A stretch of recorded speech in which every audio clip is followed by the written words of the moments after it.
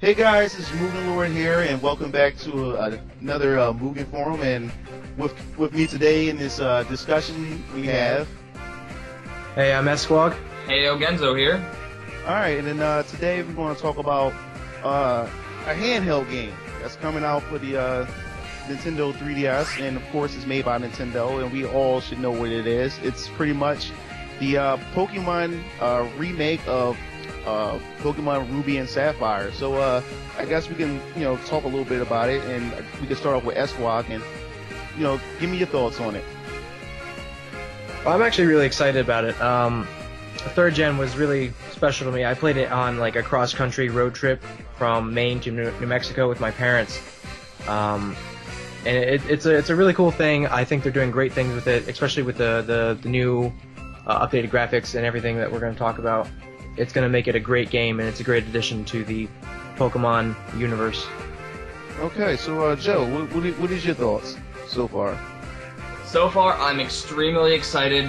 Third gen also holds a very special place in my heart because Pokemon Sapphire was the first Pokemon game that I ever personally owned. I mean, I've played Crystal, all the other ones from the other generations, but Sapphire was my first one. Holds a very special place in my heart, and I plan on getting Alpha Sapphire when it comes out. Okay, well, it's as far as me, I guess I've been playing Pokemon since Blue and Red, and then I moved on to Gold. I kind of like fizzled out with Pokemon after Gold and Silver came out, and then when the Game Boy Advance came out, they announced Pokemon Ruby and Sapphire, and at the time I was looking, to get back into Pokemon. So I think pretty much Ruby and Sapphire was the breaking point for whether or not I was going to get back into Ruby and Sapphire. And then, once I got it, I realized that, my interest wasn't really there anymore. But I think this would pretty much probably change this time around with this remake. All right, so for starters, we all I noticed that there's a pattern of how Nintendo do their remakes with their Pokemon franchise. Can you elaborate a little bit on that? Alright, well, as we should all be aware, Red, Blue, Gold, Silver, and Crystal all came out on the Game Boy Color. As soon as they made the Game Boy Advance, and they made Ruby, Sapphire, and Emerald, they announced remakes of Red and Blue version, as Fire Red and Leaf Green. So with the new console came a remake of an older generation. They did the same thing when they went on to make the Nintendo DS. After Diamond, Pearl, Platinum, they remade Gold and Silver as Heart Gold, Soul Silver, following the Crystal storyline. From there, 5th gen also came out on the DS. We come now to the 3DS, another new handheld from Nintendo, with its own new generation, Generation 6, X and Y. Now they've announced the remakes of Gen 3, as some of us were expecting, and that leaves us present day here, waiting for it to come out. Wow, I would figure that people pretty much would since if you look at the sales of the Pokemon franchises, of the Pokemon games that that's been coming out with each generation, you figure that people already had enough of that particular game and they remake it, and it kind of it always proved me wrong that people are willing to go out and replay that game again. So, what do you think about that, S-Squawk? Well, each new reiteration of every Pokemon game is a fresh look at everything, and I think when they bring it to a new console generation, it's even fresher. Like when it was on the Game Boy Advance, it didn't have the dual screens. It had very limited graphic capability, and then now you look on it, it's in the 3DS. It's got the XY graphics. They built it from the ground up. They have made it to a point where it's a different entity. It's not the same Pokemon game. Mm-hmm. So even though with every new Pokemon game you play, it's a new experience. It's a completely different experience now that you're playing through these new remakes. Okay, well, I guess you're right about that because Pokemon X and Y came out. And I noticed now that they announced this remake with the new Pokemon Ruby and Sapphire, it kind of have caught my interest because now I noticed in these new features that's available in this version. For one, the graphics, has been built from the ground up, and it's pretty much the graphics from X and Y, but this time with Pokemon Ruby and Sapphire. So I think this could be the thing that might get me back into it. Then I noticed they have Mega Evolution for this version. Can y'all both of y'all elaborate on that? Alright, well, so far we have, I think it's 5 new confirmed Megas that are coming out for this game, which are Mega Salamence, Mega Metagross, Mega Lopunny, Mega Audino, and Mega Slowbro. Mega Audino and Mega Slowbro were leaked just a few weeks back, and we have confirmation that, they've come out and said, yes, this is something that we were gonna do. It's an accident that this came out, but hey, it's here, we'll just talk about it. Also, one thing that led people to believe that the pattern of each new console generation holds true is that as soon as X and Y came out, people hacked the game data and found Mega Evolutions for Latios and Latias, which are 2 Pokemon from Emerald and, or not Emerald, but Ruby Sapphire. So with that, in Ruby you get one, and Sapphire you get the other, so that kind of is what was the nail in the coffin saying, yes, they're gonna do this. Yeah. Because there was no way to get it in the game on its own. Yeah, and with the new Mega Evolutions, you forgot the 2 starters. Oh, well, yeah. Mega Sceptile and Mega Swampert. But with the new Megas, it's bringing a little bit more diversity back into the 3rd gen Pokedex, because the new ones will have completely different stat distributions and they'll have completely new abilities. So it brings some what I want to see with the new one is for them to make Megas more of an in-game thing, instead of having you find the 40 Mega Stones after you beat the Elite Four. And incorporate it more into the game. So you mean like a random trainer would just have a Mega Salamence on his team in the Elite Four or something? That would be cool, but also having the ability, if I were to play through X and Y, I couldn't get a Mega Manectric until after the game. Yes. And then I have to play through it again to get Mega Manectric. Okay. So I want them to be able to. I want to be able to access the Megas that I want to use during the game. Okay. So I finally got around to taking off the plastic to my Pokemon X and Y, and well, yeah, I finally got around to opening the plastic on it, and I'm about to start getting into playing it. But from what I heard from a few other people back at home and stuff, they've been saying that the Mega Evolutions felt kind of broken, and it made things kind of easy. Do you think that this remake they'll kind of fix the Mega Evolutions in some way? You want to go? I don't think it'll really make it better, because the whole point of Mega Evolutions is they give they give Pokemon at least 100 more. They give them 100 more stats. Yeah, they give them 100 more stat total, okay. which is fine. But the whole thing is they give them to Pokemon that don't need them. They gave it to Salamence, they gave it to Metagross, who has ridiculous stats already. They did do it to Lopunny, which is kind of cool. They did it to Audino, which by the way is the first confirmed 5th gen Mega, which is kind of weird. Yeah, seeing the 5th gen Megaing already. It's supposed to be giving new life to older folks. Well, yeah, it's not even that, but the whole thing is it's exciting because there's a lot of Pokemon in the 5th gen that I like. I want to see a Mega Scrafty. That'd be sick. I'd be broken. But yeah, they gave them to Pokemon that didn't really need them. I think in order to balance the Mega system, they really need to give it to different Pokemon that could use the extra 100, as opposed to Pokemon that already have it, that the extra 100 just breaks them. Mega Flygon would be a good person to give Mega to, because he's got jack of all trades stats. Yeah. If he had an extra 100 in there, he was a little faster, a little harder hitting, he'd be a fantastic Pokemon, and he'd be more usable and competitive in that aspect. Yes. Okay, so now, we have this, another feature has returned, the secret bases. From what I saw from screenshots, and it showed a little bit of the gameplay aspects of it.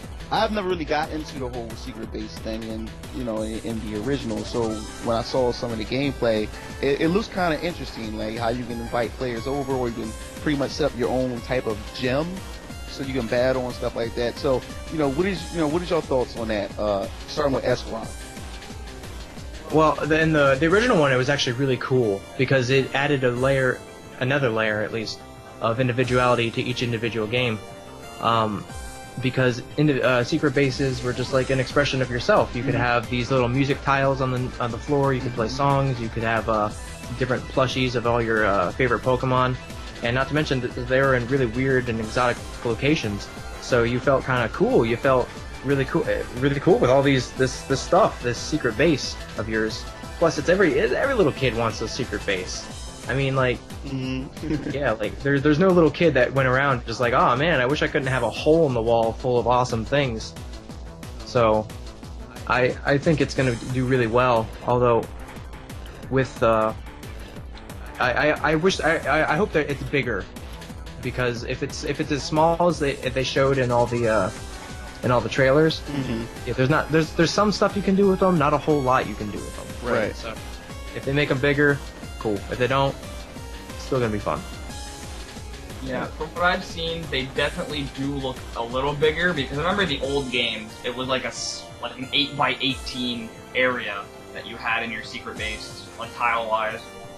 And that wasn't a whole lot of space, especially because some of like the very good secret base items, like if you went through the, forget what he was on the route above the port city. You can go up to his house, and at the end of it, he gives you a tent depending on what game you're in, and that takes up like half your base. But, yeah, it's ridiculous. But yeah, I'm excited for it, because when I was a little kid, I would run around out in the woods behind my house and take fallen tree branches and bend them over and make a little hut underneath, you know, a half-fallen over tree, and make my own little secret base. And I get to relive my childhood and be nostalgic about it. I was never a good interior designer. I mean, even though I like, I was like, I like to create and I like to customize and make things my own. But when it came to interior design, like, even when I had the secret base in the original version, mine was just empty, generic. And you guys know how my dorm room was. You come in like a default like room from a RPG or MMO, you know, like so. Hopefully, you know, when the remake come out, hopefully I'll try to get better, you know, at my whole, you know, interior design skills or whatever. I guess I need to add +5 on that.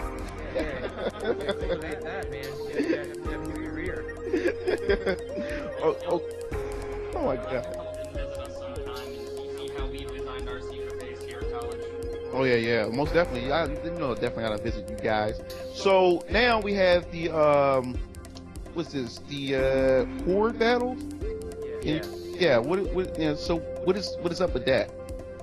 Well, pretty much with horde battles, 5 Pokemon come at you at once, and the Pokemon dependence per area, and they introduced it in X and Y.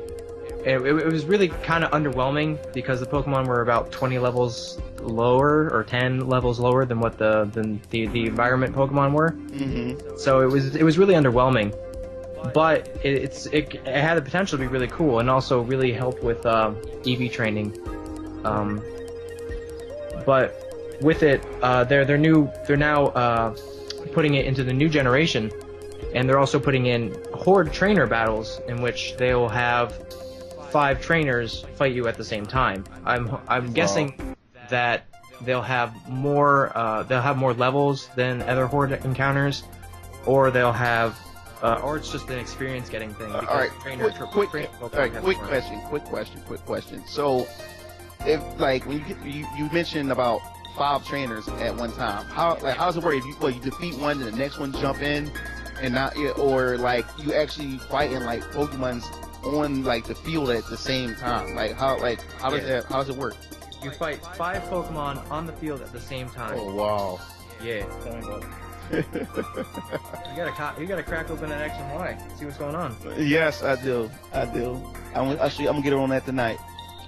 I can chime in quick on the horde battles. Go ahead. One good thing that it did with X and Y was the horde Pokemon as wild encounters had a chance to have their hidden abilities. So that was the only way in this game to get them before the system that they used, whatever, I forget what it was called, to pass them up. Pokebank. Yeah, until Pokebank came out to get some Pokemon with their Dream World abilities. Mm-hmm. And then outside of that, the only other way to get Dream World ability pokes, or they're called like alternate abilities. They're hidden abilities. Yeah, now. hidden abilities now, is to get them from the Friend Safari. All the Pokemon in there have a chance to have their hidden ability. So that's a pretty neat thing that I liked about Hordes is you could get, you know, your Moxie Scrafties. Yeah, it was also really cool because I don't know if they had a higher percent of being shiny, but they had you're encountering 5 at the same time, so it's higher odds of being shiny. I've come across 2 or 3 shinies in Horde battles. I know for a fact that they made shinies more common in Friend Safari. It was like, I forget what the math is normally for it, but they lowered it to a point where it's like 4 times more likely to encounter a shiny in Safari. So. Okay, so now, like we mentioned before we got onto the podcast, we was talking about the separation of Pokemarts and with the Pokemon Center. Like, what is the big deal about that? Well, the big deal about that to me is it was so much more convenient to have your Pokemon Center and your Pokemart in the same building starting in 5th Gen. You walk in, you heal, you turn, walk 2 steps, talk to a guy, buy your Pokeballs, buy your potions, buy your revives, walk out the door, happy hunting. Now it's you have to walk into one building, heal, walk the 6 steps back out, walk another 10 steps down and 8 steps to the right, up into the building, 2 more steps to the side, talk to them by yourself. That's if they're next to each other. Yeah, sometimes they're across the city. The whole 12 steps, It's time consuming. That's my whole point to it. I mean, I may be complaining here, but it was time consuming. Like my experience with that is I never used the Pokemart a lot. Like I bought Pokeballs and I bought potions, and that's all I ever used the Pokemart for. I found that when they put the Pokemart in the thing, I used it more. So that's my spiel on it. Okay, like I don't know. I never really thought too much about it. At the time when the original came out, I was like, let me see, I wasn't in high school. I believe I was still in high school. No, I was out of high school by the time Ruby and Sapphire came out, I believe. But I never really, thought about it too much. Going to the Pokemon Center, heal my Pokemon, run out, go to the Pokemart. It's just the excitement of playing Pokemon and just me wanting to just get up and just go out there and just explore the world. And I guess just me traveling, going to the mark is just that extra experience or, that extra piece, to that experience of just, going out and just going on that journey as a Pokemon trainer. So I don't know. I don't think for me it'll be too much of a big deal. But other than that, the story, do you think they're going to tweak the story a bit, or are they going to change anything as far as the story is concerned? Well, something to mention about this is they specifically mentioned that it's not an Emerald remake, which means that in Emerald you fought both Team Aqua and Team Magma. Mm-hmm. However, in these it's not a remake like Heart Gold Soul Silver was a story remake of Crystal. Mm-hmm. But they're not making the story a remake of Emerald, the comprehensive title. Right. They're going back to the original Team Aqua, Team Magma separation of the game. Okay. All right. Well, that's what I think. That's interesting. I think probably Nintendo most likely will probably come out with a 3rd version, because I remember it was a rumor going around. It was Pokemon Delta something, or there was a rumor going around for the 3rd. Delta or Theta Emerald. Yeah, or something like that. Something like that. I was hearing about. It was talks going around about that, but I'm not sure if Nintendo had that's confirmed that or not. Yeah, So if they want to milk it, they'll probably most likely milk for that purpose. But it's like the most easily milkable franchise. Yeah, and it works. The only thing I have to say is, if they remake Emerald as much as I love Emerald, they better start working on remaking Yellow. Because this will be the first time that they've remade the 3rd one in the series as well as the other 2. Right. So Yeah, they're not. They're not gonna redo want, Yellow. I want a remake of Yellow. Yellow's version. dumb. It is. No. Yellow starters Yellow in one is and get the the features best. awesome. Dumb. Yellow was the best. Alright, I'm in the minority here. I don't particularly enjoy Yellow, Yellow's but the yeah, best. whatever. I don't know. It felt more like I don't know. I feel like it felt more like the cartoon series. But the simple fact was, I didn't have to do the cheap, trick to get all three of the main Pokemons by trading at the beginning of the game and stuff. Like you did get all three mains in Yellow, and Pikachu get to follow you. How like, it can't get any more epic than that at that time. Except if you don't like Pikachu, I'm not a Pikachu fan. He's a little thing with chubby cheeks. I don't enjoy him. 4th gen did it right. Like the 4th gen remakes with Heart Gold, Soul Silver did it right, allowing all your Pokemon to follow you. That was yeah. I like that, but I don't. Pikachu. Oh wow. Well, that pretty much wraps everything up. I mean, I hope the people that were listening. I hope everybody enjoyed the conversation that Esquag and Joe and I had. In this movement forum here. Any closing statements you guys want to make before we close out? I like Pokemon, man. I play it competitively under the tutelage of Genzo here.